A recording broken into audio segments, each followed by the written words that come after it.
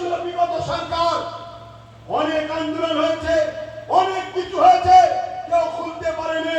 ওয়াম্মা বিনিআমাতি রাব্বিকা ফাহাদ্দিস, আল্লাহ শুকরিয়া আদায় করে বলছি, আন্দোলন করতে গেছি একদিন তালা খুলে নামাজ আসর ও মাগরিবের পরে তারপরে ঘরে এসেছিলাম। এই বাপের বেটা ইনশাআল্লাহ সুবহানাল্লাহ। কিন্তু সেদিন আমি বলেছিলাম, আজ থেকে 7 বছর আগের কথা, কি আর একটু বেশি 8 বছর আগে, সেই দিন থেকে আমি বলেছিলাম যে দেখো, রাজনীতি করে আব্বাস সিদ্দিকীর কোনো শখ নেই, পেশা নেই, আর কিছু অভাবও আমার নেই, কিন্তু মসজিদকে তালা মারছে কে? সরকার। মসজিদে নামাজ বন্ধ করছে কে? সরকার। তো সরকার তো আমার ফতোয়া বুঝবে না, সরকার তো তোর দিদি বলে তোর মাথায় বুঝে মাথা ফেটিয়ে ফেলবো, ওটাও তো বুঝবে না।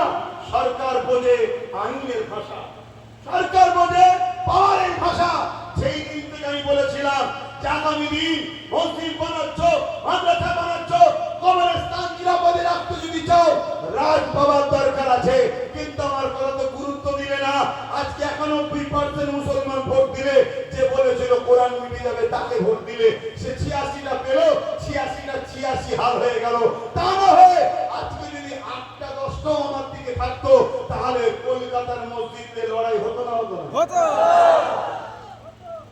তারপরেও লড়াইয়ের চিন্তা ভাবনা নিয়ে প্রস্তুত নিচ্ছি, চলছে কাজ।